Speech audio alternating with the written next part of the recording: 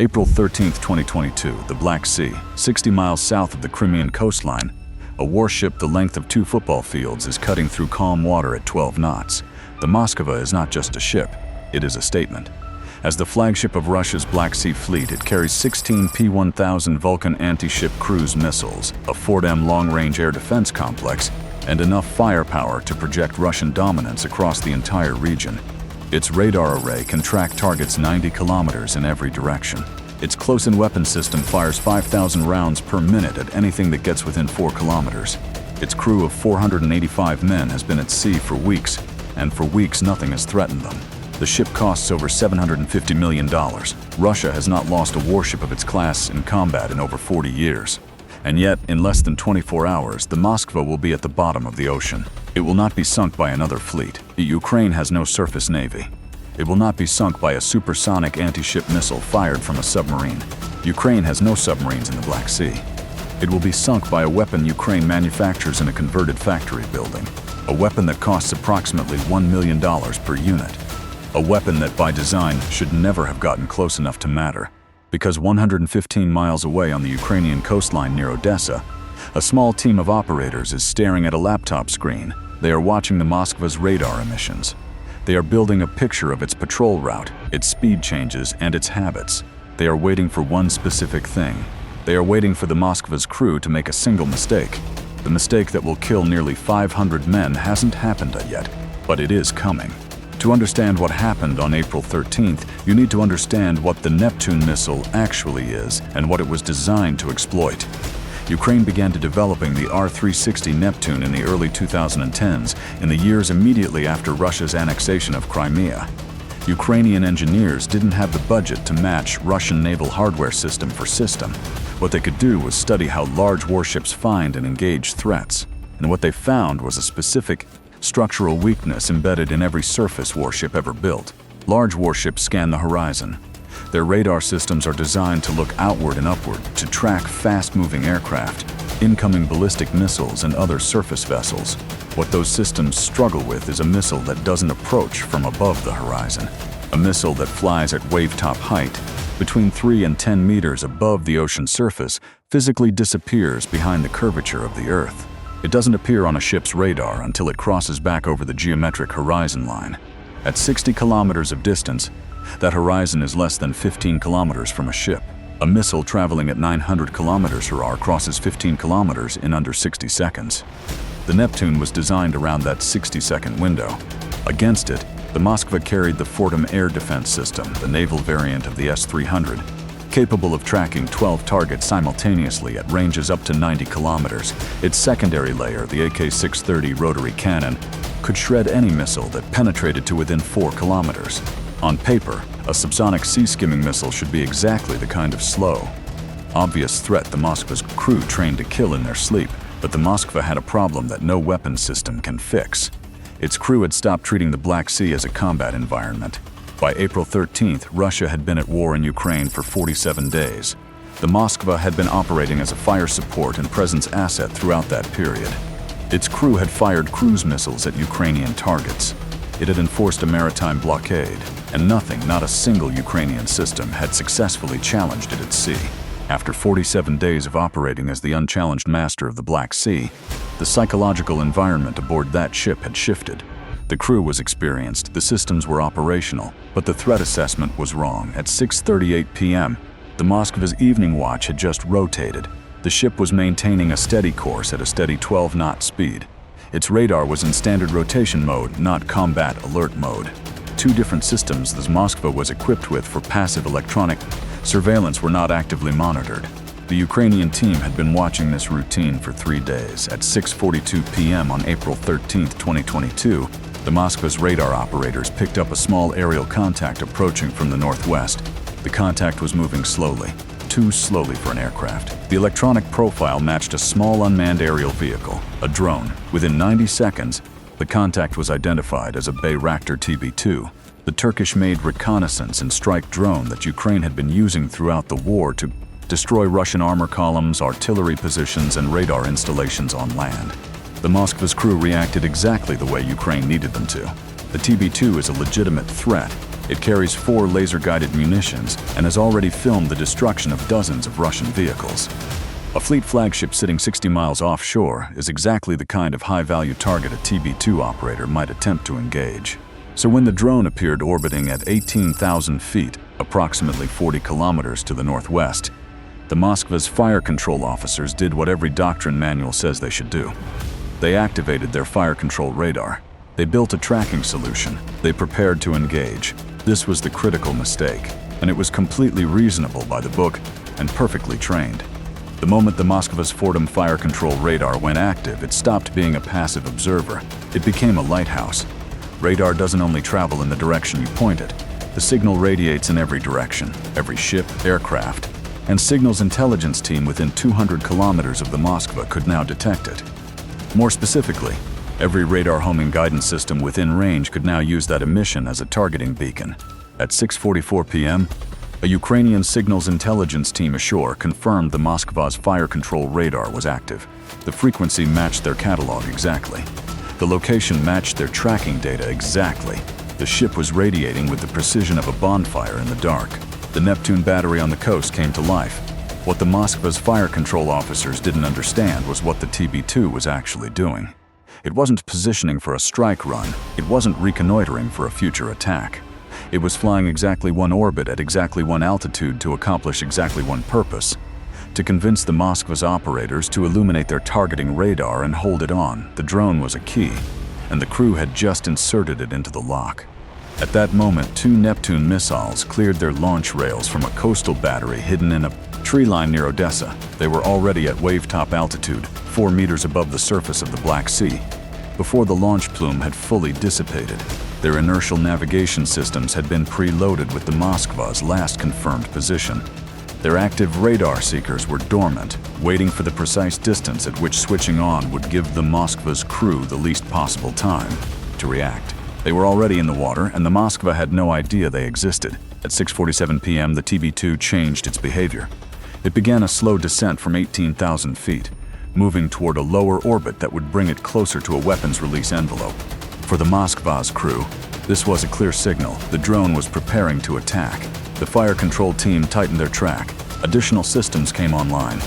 This was the second mistake. On a Slava-class cruiser like the Moskva, bringing additional targeting systems online means activating additional radar emitters. Each emitter adds to the ship's electronic signature. Each one broadcasts the ship's presence and position with greater clarity across a wider spectrum. The Ukrainian signals team on the coast was monitoring every one of these activations in real time. The picture they were building with each new emission was getting sharper. The Neptunes were now 50 kilometers from the Moskva. They were flying at 900 kilometers HAR, 4 meters above the ocean surface. At that altitude, the radar horizon still hid them completely. As far as the Moskva's radar was concerned, the Black Sea in the direction of Odessa was empty. At 6:49 p.m., the Moskva's Combat Information Center was managing a single recognized threat, the TB2 drone, now at 14,000 feet and apparently descending further. The decision was made to hold fire and wait for the drone to commit to a definitive attack profile before expending a surface-to-air missile. This was tactically conservative and professionally correct. It also consumed 90 seconds. 90 seconds at 900 kilometers HAR is 22.5 kilometers. At 6:50 p, the Neptune missiles were 27 kilometers from the Moskva. They crossed back over the ship's radar horizon. The Moskva's electronic warfare suite should have detected their active seeker emissions at that range. The system should have immediately classified the signal as incoming anti-ship missiles and triggered a general alarm. Whether the system failed to detect the signal, whether the alarm triggered but was overwhelmed by the volume of activity focused on the drone, or whether the operators simply could not process a completely unexpected second threat while managing the first, the result was the same. The Moskva did not respond. The 60-second window the Neptune was designed to exploit had opened. At 6:51 p.m., both Neptune missiles activated their active radar seekers simultaneously. At 23 kilometers, they acquired the Moskva's hull. At 900 kilometers MAR, 23 kilometers is 92 seconds to impact.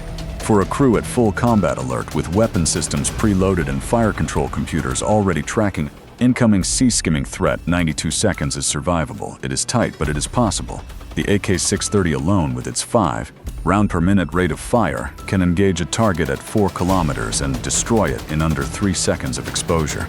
But the Moskva's crew wasn't at full combat alert. They were managing a drone. The TB2, having completed its mission, began to climb and exit the engagement area. It had never been armed. It had never fired. Its entire flight profile had been a performance, a misdirection engineered to redirect the attention of 485 sailors away from the ocean surface at the one moment when the ocean surface was where the threat was coming from. The drone left the stage. The Neptunes had 80 seconds remaining.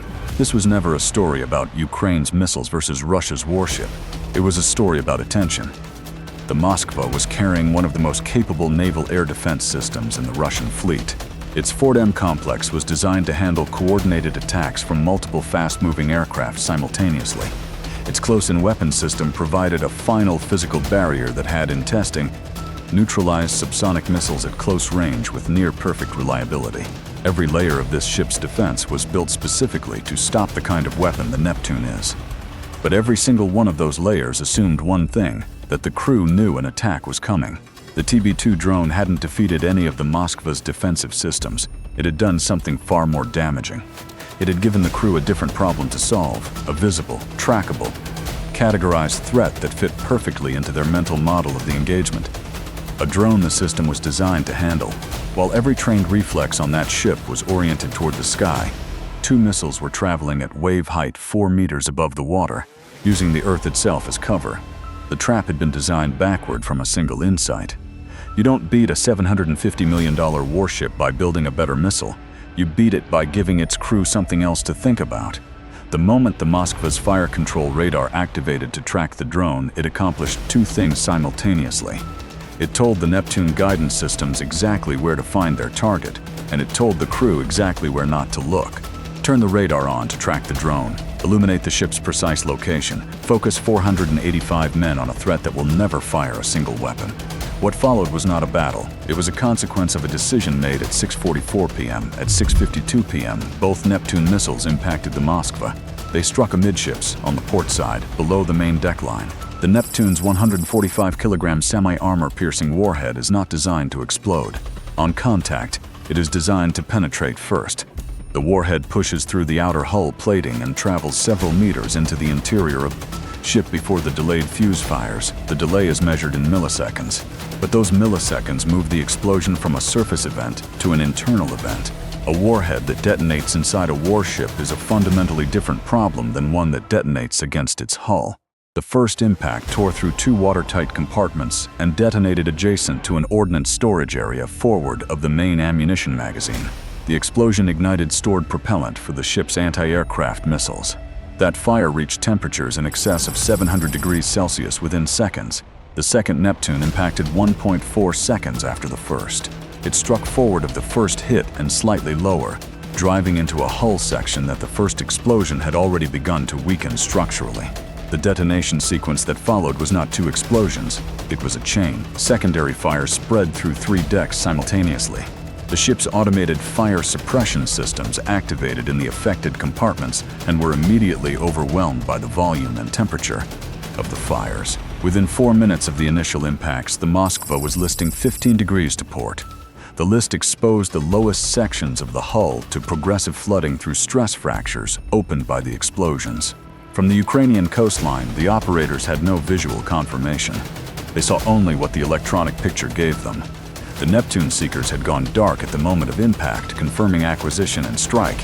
Then, through the TB2's imaging feed as the drone climbed to altitude, a single piece of information came back. On the southern horizon, something was burning. It was burning very brightly. The crew of the Moskva fought the fires for more than 6 hours. Russian naval doctrine trains damage control parties extensively for exactly this kind of catastrophic flooding and fire scenario.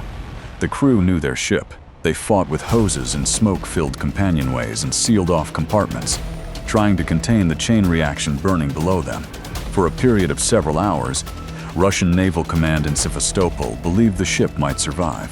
But the fires in the lower magazine compartments had burned past the point where any surface effort could reach them. The internal explosions were attacking the keel, the structural backbone running the length of the ship from bow to stern. A warship without a sound keel doesn't sink slowly, it bends. It folds in the middle as the pressure of its own weight finds the structural break. At approximately 12 p.m. on April 14, 2022, the Moskva sank. The flagship of Russia's Black Sea Fleet, a ship that had served for over 40 years, that had fired opening salvos in the 2008 war with Georgia, that had been refitted and modernized and sailed as the symbol of Russian naval power in the south, was gone. It rested in 700 meters of water. Hull collapsed, P-1000 cruise missiles still in their tubes, not destroyed by a peer navy, not by a coordinated strike package of dozens of aircraft, not by a submarine-launched torpedo, by 2 missiles, a drone, and a team of operators with a laptop and 3 days of patience. The loss of the Moskva was not just the loss of a ship. It was the collapse of an assumption that had quietly organized Russian naval doctrine in the Black Sea since the beginning of the war. The Moskva's Fortum air defense complex had served as the strategic umbrella for the entire Black Sea Fleet. Every amphibious landing ship, every resupply vessel, every surface combatant operating in the northern and western Black Sea had been operating under the coverage of that umbrella. Without it, every remaining Russian naval vessel in the region was more exposed. The planned amphibious assault on Odessa, which Russian landing ships had been staging for since the opening days of the invasion, became significantly more difficult to execute.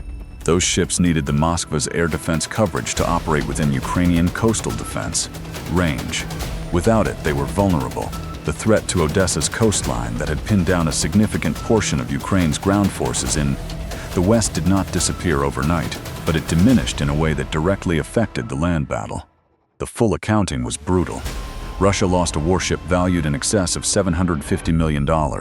An estimated 27 crew members were confirmed dead in official Russian statements, with credible reporting suggesting the actual figure was significantly higher. Of the 485 men aboard, dozens remain officially unaccounted for. The specialized crew, electronic warfare operators, fire control technicians, the men who understood that particular ship's systems at the level needed to fight it effectively, cannot be replaced by reassigning sailors from other vessels. Ukraine spent approximately $2 million in Neptune missiles. The exchange ratio was not a tactical victory.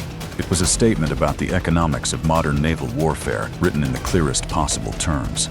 When a $1 million sea-skimming missile fired from a coastal battery can sink a $750 million warship that cost 40 years of maintenance to keep operational, the structural logic of how Navy's project power is no longer what it was. The Neptune battery that launched the strike was not destroyed in retaliation. It relocated within hours of the engagement. It has since fired again.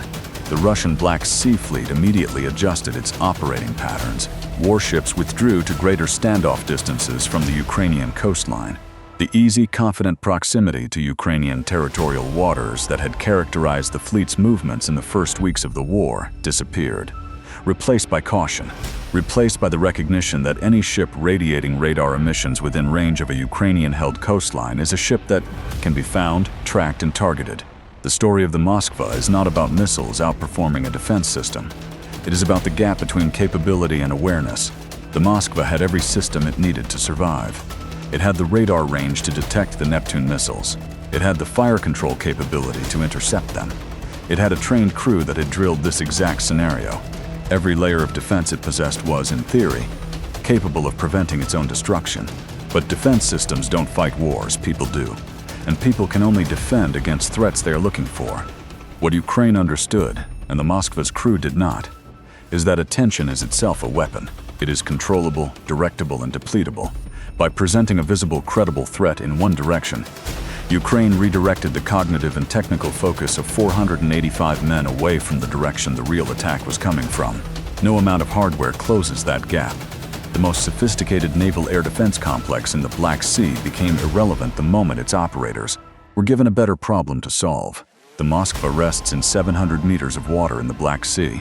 The missiles that were meant to threaten Ukraine's coastline are still in their tubes. The ship that was meant to be a platform of power has become a reef. It did not sink because Ukraine had a better weapon. It sank because Ukraine understood something older and simpler than any missile system. In every engagement, across every technology and every era, the side that controls where the enemy is looking is the side that wins. The weapons are just how you deliver the consequence. If you were the commander of the Black Sea Fleet on the morning of April 13th, what order would you have given differently? Would it have been enough? Leave your answer in the comments.